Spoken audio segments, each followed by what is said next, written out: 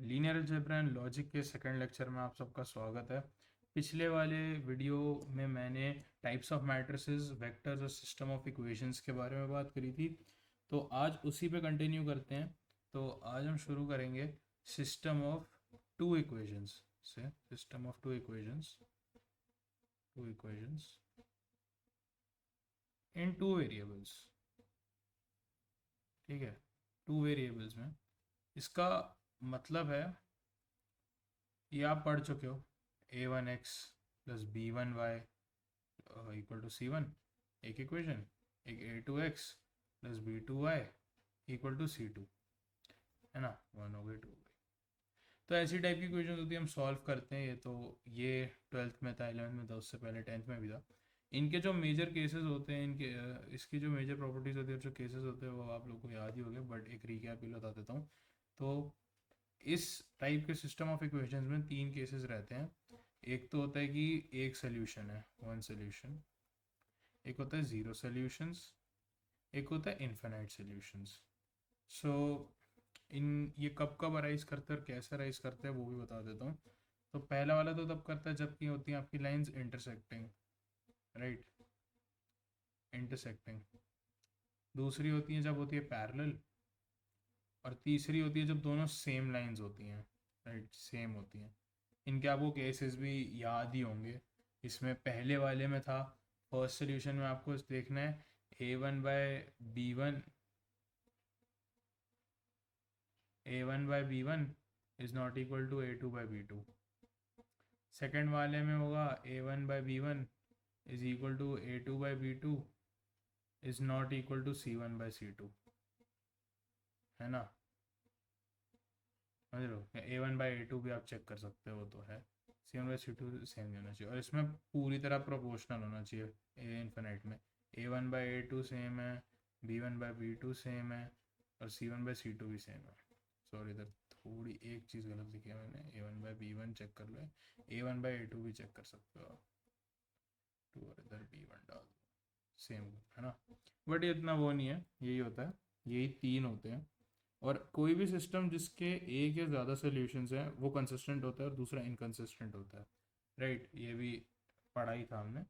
तो basically one solution या फिर और इनफाइनाइट सोल्यूशन वाले केस में it is consistent, the system of equations is consistent. Sorry, consistent. And zero solution में इट इज़ इनकंसिस्टेंट, राइट। तो नेक्स्ट टॉपिक जो कि ट्वेल्थ में, अगर ट्वेल्थ में था, आई डोंट नो, मेरे टाइम में थोड़ा सा हट गया था एक्चुअली सीबीएसई से, बट जेई के लिए था। So bringing back elementary row operations.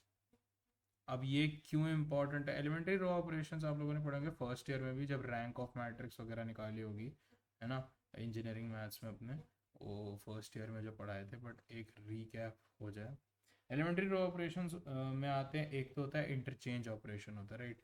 Interchange basically होता है दो रोज को चेंज कर देना, राइट। इंटरचेंज कैन, और ये ऐसे दिखाया जाता है, सपोज रो आई है, उसको मेरे को रो जे के साथ चेंज करना है, तो ऐसे लिख दो, तो दोनों इंटरचेंज हो जाएंगी। स्केलिंग ऑपरेशन होता है कि आप उसको किसी मैग्नीट्यूड से बढ़ा या घटा रहे हो, मतलब किसी कांस्टेंट से, जो कुछ ऐसा दिखता है। सपोज रो आई है, उसको आप कर दोगे सी ऑफ रो आई, जहाँ सी कोई कांस्टेंट है, नेगेटिव हो सकता है, पॉजिटिव हो सकता है, पर नॉन ज़ीरो होना चाहिए, वो इम्पोर्टेंट है। And C can not be equal to zero, ये दो चीज़ें।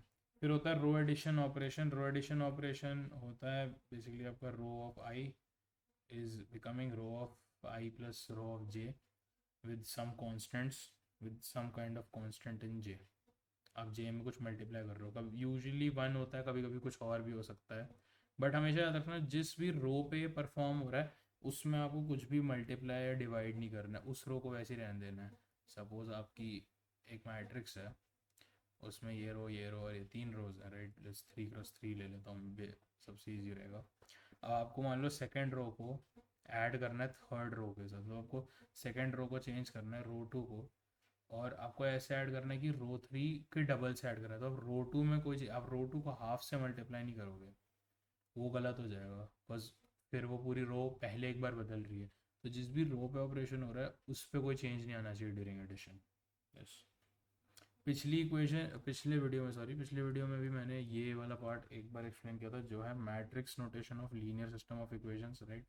जो अगर नहीं याद तो जैसे यही ले लेते हैं, a1 x1 plus a2 x2 plus dot dot dot a1 n xn। 1 1 कर देता हूँ, ये मैट्रिक्स एंट्रीज होने वाली है ना। और वही a21 x1 plus a22 x2 dot dot dot a2n xn। और यहाँ से भी डॉट, यहाँ से डॉट, ऐसे लेंगे तो a of m1 x1 plus a of m2 x2 dot plus plus a of mn xn। तो इसे जैसे मैंने दिखाया था, एक होती है आपकी, पहले आती है कोएफिशिएंट मैट्रिक्स। कोएफिशिएंट मैट्रिक्स होगी आपकी a11 a21 dot dot dot dot dot a of m1 a12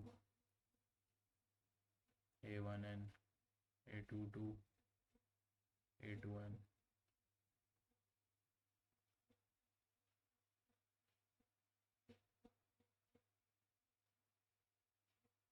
amn m cross n की ये मैट्रिक्स होगी। और आपकी जो फिर अगली आती है आपकी कोएफिशिएंट सॉरी वेरिएबल मैट्रिक्स होती है x1 x2 xn, जो कि ये अगर आपको फर्स्ट वीडियो से याद हो तो ये होता है एक column vector of n cross 1 and then is the coefficients नहीं लिखे, bn हो गया, bn b2 b1, राइट। मैंने ये लिखना भूल गया था, कोएफिशिएंट मैट्रिक्स। तो अगर इसे प्योरली मैट्रिक्स, मतलब मैट्रिक्स को हम अगर नाम दे दें, अगर हम इन मैट्रिक्स को नाम दे दें तो आप इसे लिख सकते हो, दो जो आपकी कोएफिशिएंट मैट्रिक्स है उसे a लिख दो, कोई वेरिएबल मैट्रिक्स x होती है, और ये b मैट्रिक्स कहते हैं इसे, b1 b2 bn।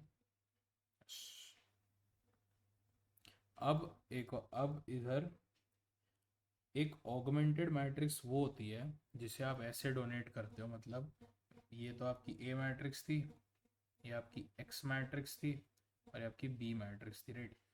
Augmented matrix क्या होती है ये भी बता देता हूँ। ऑगमेंटेड मैट्रिक्स होती है एक चीज़ जो कि होती है मैट्रिक्स जिसमें ए तो होता है और एक और कॉलम होता है ऑफ बी के सारी एंट्रीज होंगी उसमें, ठीक है। तो जैसे आपके ऑगमेंटेड मैट्रिक्स में जो कांस्टेंट है वो कोएफिशिएंट मैट्रिक्स के साथ जुड़ जाएंगे। अगर अगर अब कुछ चीज़ें, कुछ इम्पॉर्टेंट पॉइंट्स, अगर दो सिस्टम ऑफ लीनियर इक्वेशंस हैं that have exactly the same solutions तो इक्विवेलेंट है। समझ रहे हो। मान लो अब इसे अगर मैं ऐसे समझाऊं ग्राफ के फॉर्म में, तो लेट सपोज ये एक पॉइंट है, एक लाइन ऐसे जा रही है, एक लाइन ऐसे जा रही है, और एक लाइन ऐसे जा रही है, और एक लाइन इसके थ्रू ऐसे जा रही है।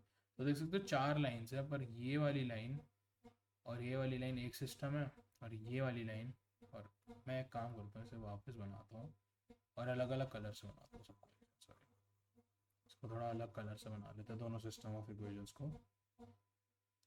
मेरा ग्राफ सपोज करते हैं ये पॉइंट है, ये एक लाइन हो गई और ये दूसरी लाइन हो गई लेट्स से, और एक ये लाइन हो गई ऐसी, और एक लाइन हो गई ऐसी, ये वाली थोड़ी और सीधी बना देता हूँ। हाँ, तो मान लो रेड वाली जो दो लाइंस हैं वो एक सिस्टम ऑफ इक्वेशन है, और ब्लैक वाली दो वो एक सिस्टम ऑफ इक्वेशन है। तो ये दोनों इक्विवेलेंट है अगर इनका सेम सोल्यूशन है, जो कि हमें दिख रहा है। फिर सपोज करो एक नया ऑगमेंटेड मैट्रिक्स मिलता है, कोई रो, मान लो एक सिस्टम ऑफ इक्वेशंस है और उसकी ऑगमेंटेड मैट्रिक्स ओरिजिनली थी ए एंड बी, अब रो एलिमेंट्री ट्रांसफॉर्मेशन लगाने के बाद आपको मिलती है नई ऑगमेंटेड मैट्रिक्स ए डैश और बी डैश। तो इसका जो सोल्यूशन है ना, जो सोल्यूशन मतलब आया था for A X B, A X equal to B, that will be same as that of A dash X equal to B dash. ये एक और इम्पॉर्टेंट पॉइंट है ऑगमेंटेड मैट्रिक्स के बारे में। और हर एलिमेंट्री रो ऑपरेशन जो प्रोड्यूस करती है ऑगमेंटेड मैट्रिक्स, वो एक equivalent system of linear equations है, मतलब आप कभी भी अलग नहीं बना रहे हो बेसिकली, तो ऐसे बन जाती है। अब एक और चीज़ पे आते हैं हम, एशेलॉन फॉर्म पे। एशेलॉन फॉर्म जो होता है, ये भी रैंक ऑफ मैट्रिक्स में पढ़ाया था। एशेलॉन फॉर्म होता है एक मैट्रिक्स में, अगर मान लो कोई जीरो रो है, मान लो एक रो है जो कि जीरो रो है, जीरो रो मतलब सारी की सारी एंट्रीज उस रो की जीरो हैं, तो उसे कहते हैं एशेलॉन में, समझ रहे हो। Left most non zero entry जो होगी उसकी, उसे लीडिंग एंट्री कहते हैं। मैट्रिक्स रो एशेलॉन फॉर्म में या एशेलॉन फॉर्म में तब होती है जब हर नॉन जीरो रो की जो एंट्री है, सॉरी हर नॉन जीरो रो के ऊपर है इजी, लीडिंग एंट्री नॉन जीरो की कॉलम में, उस कॉलम में जो राइट है तो the column containing the leading of any preceding row. इसका मतलब मैं आपको एक एग्जांपल से समझाऊंगा। एंड हर कॉलम कंटेन करता है leading entry of the same row, then all entries of the column below the leading entry are zero. इनका मैं मतलब समझा देता हूँ, बेसिकली दिखाई देता हूँ। मतलब एक एग्जांपल ले लेते हैं सीधा, मैं एक एग्जांपल से ही समझा देता हूँ। एक मान लो मैट्रिक्स है जिसकी एंट्रीज हैं 1 0 0 एक और 0, और अगला है 1 0 एक और 0 1 0, और अगला है 0 1 0 0, ठीक है। फिर है 6 5 2 0, और ये 3 7 4 0, और एक पूरा जीरो कॉलम ले लेते हैं, ठीक है। अब इसमें एशेलॉन फॉर्म कैसे चेक करना है, ये एशेलॉन फॉर्म में है या नहीं, तो हम सबसे पहले देखते हैं। इसमें एक जीरो रो दिख रही है हमें, ठीक है। पहला मैंने क्या बोला था, हर एक नॉन जीरो रो के ऊपर होना चाहिए, राइट। तो ये तो सही है, नॉन जीरो रो सारी जो हैं, ये फर्स्ट 3 रोज उसके ऊपर है, तो पहला पॉइंट तो चेक होता है, ठीक है। अब अगला क्या था, जो लीडिंग एंट्री है किसी भी नॉन जीरो रो की, वो एक राइटर कॉलम में है। हर नॉन जीरो रो की जो एंट्री है वो उस कॉलम में लाई करती है, that is right to the column containing the leading entry of any preceding row. अब तो मैं समझाता हूँ, मतलब पहली रो लेते हैं हम, पहली रो। तो अब क्योंकि इससे पहले तो कोई रो नहीं है ना इस मैट्रिक्स में, तो इसकी लीडिंग एंट्री मतलब पहला नॉन जीरो एलिमेंट उसकी रो में होना चाहिए सबसे, ये फर्स्ट एलिमेंट ये वाला, तो ये ठीक है, टिक्ट है। अब आते हैं इस वाली रो पे। अब इस वाली रो में भी राइट पे है, कितना राइट वो फर्क नहीं पड़ता, बस राइट पे होना चाहिए, राइट। तो ये दो कॉलम छोड़ के राइट में, इसमें भी पहली ये जो 0 0 1 5 7 0 है ना, तो ये वाली रो भी टिक्ट है, ठीक है। पर इस वाली रो में इशू आ गया ना, हमारी थर्ड रो है, तुम देख सकते हो उसमें लेफ्ट सेकंड कॉलम में लीडिंग एंट्री, और इस वाले में थर्ड में थी, तो इसके लेफ्ट साइड में होगी ना, तो ये चेकआउट नहीं होता। और अगर इन तीन में से कोई भी प्रॉपर्टी नहीं चेकआउट होती तो नहीं है। तीसरी प्रॉपर्टी क्या है, if a column contains the leading entry of some row, then all the entries of that column below the entry are zero. तो इतना चेक करने की नीड नहीं है, बिलो एंड अबव मतलब वो दोनों ही जीरो होनी चाहिए, है ना। जैसे ये देखो सारी जीरो है, ये वाली भी सारी जीरो है, वो इतना फर्क नहीं पड़ रहा क्योंकि हमारी सेकंड प्रॉपर्टी गलत हो गई प्रूफ, ठीक है। अब इनकी कुछ टर्मिनोलॉजीज पे आते हैं, रो रिड्यूस्ड एशेलॉन फॉर्म हम क्यों करते हैं, किस लिए करते हैं, कुछ टर्मिनोलॉजीज समझाता हूँ। तो कुछ चीज़ें होती हैं known as pivot positions, pivot position, basic variable and free variable, ठीक है। तो इनका मतलब क्या है, इन चीज़ों का मतलब है बता दो। पिवट पोजीशन किसी भी मैट्रिक्स में वो लोकेशन होती है that corresponds to the leading one in the row reduced echelon form. मतलब समझ रहे हो, मतलब कि इस वन ये पिवट पोजीशन है, ये पूरी की पूरी कॉलम, ये पिवट पोजीशन है, सॉरी सॉरी ये वन, और पिवट कॉलम है, वो कॉलम ऑफ ए जो पिवट पोजीशन को रखता है। वेरिएबल्स जो इन पिवट कॉलम्स को कॉरस्पॉन्ड करते हैं उन्हें बेसिक वेरिएबल्स कहते हैं, और बाकी के वेरिएबल्स फ्री वेरिएबल्स होते हैं। फॉर एग्जांपल एक इक्वेशन से समझाता हूँ, ये भी ये मतलब ऐसे बस डेफिनेशन में बोल दूंगा, मैं लिखना नहीं चाहता पूरी की पूरी, तो आपको समझ नहीं आएगी, पर एक क्वेश्चन से समझते देखो। x1 minus 5x3 is equal to 1 एक इक्वेशन है, और x2 plus x3 equal to 4 एक इक्वेशन है। तो पहले क्या करना है, अगर एक क्वेश्चन में पूछे, मान लो आपको ऐसा ही क्वेश्चन आएगा कि list out the free and basic variables. अब आपको समझना है, इसमें एक इंपॉर्टेंट समझने वाली बात है कि फ्री वेरिएबल कब आएगा। फ्री वेरिएबल तब आएगा जब आप देख सकते हो इधर ये एक्चुअल में ये सोल्यूशन ऑफ इक्वेशन सॉल्वेबल नहीं है, क्योंकि आप देख सकते हो कि दो इक्वेशंस हैं और आपके पास वेरिएबल्स तीन है, x1 है, x3 है और x2 है, तो ये सॉल्व नहीं होगी ऐसे, मतलब ये मतलब नॉर्मल ट्रेडिशनल मेथड से सॉल्व नहीं होगी, इसमें आपको कुछ चीज़ अज्यूम करनी पड़ेगी। तो ऑगमेंटेड मैट्रिक्स बनाते हैं, सबसे पहले ए बनाते हैं 1 0 माइनस 5 1 0 1 1 4, ठीक है। तो अब पिवट पोजीशन वगैरह ये सब फाइंड करने के लिए हमें क्या करना है, हमें जाना है इसके रो इसके एशेलॉन फॉर्म में, ठीक है। तो इसमें ओके नॉन कोई ज़ीरो रो नहीं है, ये याद रखना, ज़रूरी नहीं ज़ीरो रो हो, ज़रूरी नहीं है, उसमें बस ये लिखा है अगर ज़ीरो रो है तो सबसे नीचे वाली रो होनी चाहिए, ठीक है। अगला चेक करते हैं, ये राइट में, ये राइट में, ठीक है। तो ये रो रिड्यूस्ड एशेलॉन फॉर्म में। अब आप देखो जो भी जो भी इधर वो वाली कॉलम्स हैं जो रो रिड्यूस्ड एशेलॉन फॉर्म में आ रखी हैं, कॉलम्स समझ रहे हो, जो आ पाई, मतलब ये 1 0 0 1 टाइप की में वही हो पाएंगी, तभी देखो आप x1 ही और x2 ही आपके बेसिक वेरिएबल है, फ्री वेरिएबल है x3, और ये तो वो वाला पार्ट है।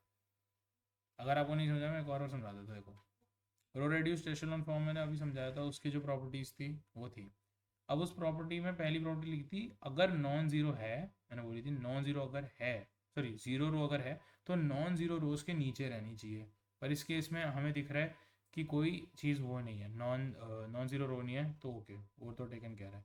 अगला हमने कहा था जो भी रो हम चेक कर रहे हैं उसमें जो लीडिंग एंट्री है वो अपनी प्रिसीडिंग रो की राइट में होनी चाहिए, राइट साइड कॉलम में होनी चाहिए, वो भी है इसमें, यहाँ पे 1 है फर्स्ट कॉलम में, इधर सेकंड में है, और अगली कोई रो ही नहीं है, तो ये भी हो गया रो रिड्यूस फॉर्म में, बस। और थर्ड प्रॉपर्टी, थर्ड वाली जो प्रॉपर्टी थी वो थी अगर कोई कॉलम लीडिंग एंट्री है तो उसके नीचे वाले या उससे ऊपर वाले, जैसे इस केस में वो ज़ीरो होने चाहिए, वो भी है। तो बस ये रो रिड्यूस्ड एशेलॉन फॉर्म में है ना। अब रो रिड्यूस्ड एशेलॉन फॉर्म में जो जो कॉलम्स आ पाए, जैसे ये कॉलम नहीं हो पाया रो रिड्यूस्ड एशेलॉन फॉर्म में, राइट, इसमें ऐसा नहीं हो पाया सीन, और ये x3 है, तभी ये फ्री वेरिएबल है। बट आपको आपको वैसे भी समझ आना चाहिए ना, अगर हम एक ज्योमेट्रिक स्टैंड पॉइंट से लें इसको, तो आप देखो ना फ्री वेरिएबल का मतलब क्या होता है, फ्री वेरिएबल का मतलब है उसकी कोई वैल्यू सेट नहीं है, वो कोई वैल्यू अज्यूम करनी पड़ेगी, समझ रहे हो। अब आप सोच रहे हो ऑगमेंटेड मैट्रिक्स इसलिए करते हैं क्योंकि आप देख सकते हो बहुत आसान है सोल्यूशन निकालना, इस केस में सोल्यूशन निकालना बहुत आसान है, अगर सिस्टम कंसिस्टेंट है तो सोल्यूशन सेट तो बहुत आराम से आ जाएगा, ठीक है। क्योंकि एक कंसिस्टेंट सोल्यूशन सेट में आप देखोगे कि कोई फ्री वेरिएबल नहीं रहता, सारे वेरिएबल्स बेसिक हो जाते हैं। और अगर इस केस में हमें सॉल्व करना है, इस केस में हमें बेसिकली करना है बेसिक वेरिएबल्स को ना फ्री वेरिएबल्स के टर्म्स में लिख दो आप, मतलब x1 को लिख दो 1 + 5x3 एंड x2 को लिख दो 4 - x3, क्योंकि x3 की वैल्यू आपको करनी पड़ेगी अज्यूम, और x1 की उस हिसाब से आएगी, x1 की कोई सेट वैल्यू नहीं है।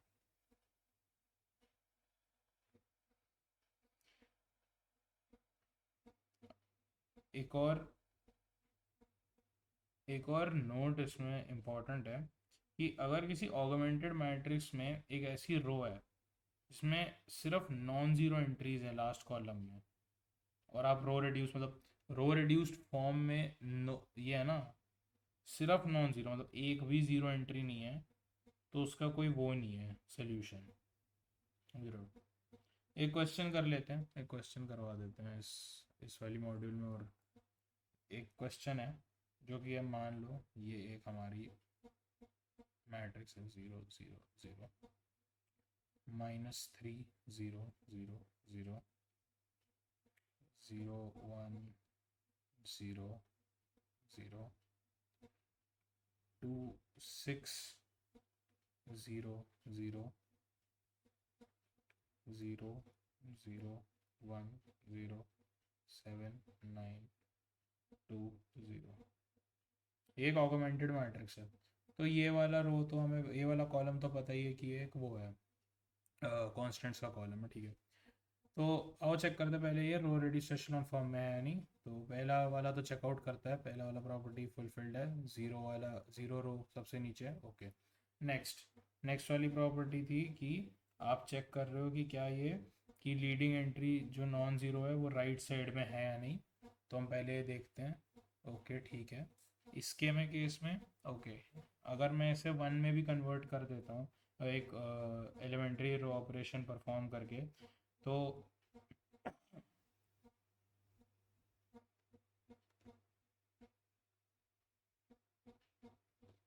भी ये नहीं होगा, तो भी ये नहीं होगा। इस साइड पे अगर आप देख सकते हो, इस साइड पे है, x4 के केस में भी नहीं होगा एंड x5 के केस में है। तो हम देख सकते हैं कि जो हमारे बेसिक वेरिएबल्स इसमें वो है x1 x3 एंड x5, और x2 और x4 जो हैं वो लेट्स से ये वाला x1 है, ये x2 है, ये x3 है, ये x4 है और ये x5 है, राइट। तो इस केस में हम देख सकते हैं कि x1 x3 और x5 जो है वो बेसिक है, मैं बी भी लिखूंगा बेसिक वेरिएबल्स को, और फ्री वेरिएबल्स हैं x2 एंड x4, है ना, फ्री। तो अब ये तो चलो आपको आता है, तो अब इसके आगे क्या करते हैं हम। तो अब क्या करना है आपको, जो फ्री वेरिएबल्स है ना उनके टर्म्स में आपको बेसिक वेरिएबल्स लिख देने हैं। तो अब पहली इक्वेशन बना दो, क्या x1 -3x2 plus 2x4 equal to 7, ठीक है। तो लिख दो x2 के टर्म्स में क्योंकि x2 तो फ्री है, x1 को लिख दो आप x2 और x4 के टर्म्स में। x1 क्या हो गया 7 plus 3x2 -2x4। Same goes for x3, x3 वाला कॉलम, x3 वाला देखो, x3 की क्या आएगी, होगा x3 प्लस 6, अगर आप देखो इज इक्वल टू 9, है ना। बस आप देखो ना, ये वाला जब, ये वाला जो देखो, ये वाला तो जीरो है, ये वाला जब रो आप मल्टीप्लाई करोगे सेकेंड वाला तो आपको मिल जाएगा, वो आपको मिलेगा क्या, x3 plus 6x4 is equal to 9। तो कोई सा मार्क कर देते हैं 1। तो ये है, तो ये हो जाता है x3 is equal to 9 - 6x4, और फिर आता है x5 तो गिवन ही है, x5 इक्वल टू 2, तो ये वैल्यू है। तो अब इसका फ़ायदा क्या हुआ, अब हम इनको जनरल सोल्यूशन वेक्टर फॉर्म में लिखेंगे पूरे सिस्टम ऑफ इक्वेशन का। और वो कैसे है, पहले हम लिख लेते हैं x1 x2 x, सारे वेरिएबल्स लिख दो क्योंकि हमें सोल्यूशन लिखना है ना। तो जनरल फॉर्म ऑब्वियसली है कि इसमें अगर मैं अब, जैसे मैंने कहा फ्री वेरिएबल्स की कोई पर्टिकुलर वैल्यू नहीं होती, वो आपको मतलब वो आप वो मल्टीपल वैल्यूज अज्यूम कर सकते हैं, तो हम वैसे ही लिखेंगे। तो फ्री वेरिएबल्स को तो वैसे ही रहने देंगे क्योंकि उनकी वैल्यूज अज्यूम हो सकती है। जो बेसिक वेरिएबल्स है यानी x1 x3 x5, उनकी वैल्यूज हम जो अभी हमने निकाली in terms of the free variables उन्हें लिख देते। तो x1 की थी 7 + 3x2 - 2x4, फिर आता है x2, फिर आता है x3 की थी 9 - 6x4, x4 है और 5 2 है, राइट। ये वैल्यूज हमने निकाली थी। अब हम क्या करेंगे, इन सबको ना तोड़ लो, इन सबको तोड़ लो इंडिविजुअली, मतलब जितने भी प्लस प्लस प्लस है ना उन सबको हटा दो, और हम कोएफिशिएंट्स की तरह लिखेंगे। मतलब पहले वाले में हम लेते हैं फर्स्ट वाला यानी 7, अब से x2 से कुछ प्लस नहीं होता 0, 9, अगेन x4 से कुछ नहीं हो रहा एंड 2, सारे कॉन्स्टेंट्स हमने निकाल लिए इस साइड। अब x2 के जो कोएफिशिएंट्स हैं उन्हें निकालो, तो 3 1 0 0 0 3 1 0 0 0 और ये होगा आपका x2। एंड फिर निकालो x4 के कोएफिशिएंट्स को, जो कि है -2 0 -6 1 एंड 0। तो यार ये आपकी सिस्टम ऑफ इक्वेशन की जनरल फॉर्म ऑगमेंटेड मैट्रिक्स है, और ऐसे ही लिखना होता है। अब अगर आप कोई इनमें x2 और x4 की वैल्यू पुट इन करेंगे तो आपको एक पर्टिकुलर सोल्यूशन मिल जाएगा। वो ऑब्वियसली एक सोल्यूशन है, और हर एक सोल्यूशन इस पूरे सिस्टम में वो सम होगा 7090 वाले वेक्टर, x2 वाले कोएफिशिएंट वेक्टर और x4 वाले कोएफिशिएंट वेक्टर का लीनियर कॉम्बिनेशन होगा। ठीक है,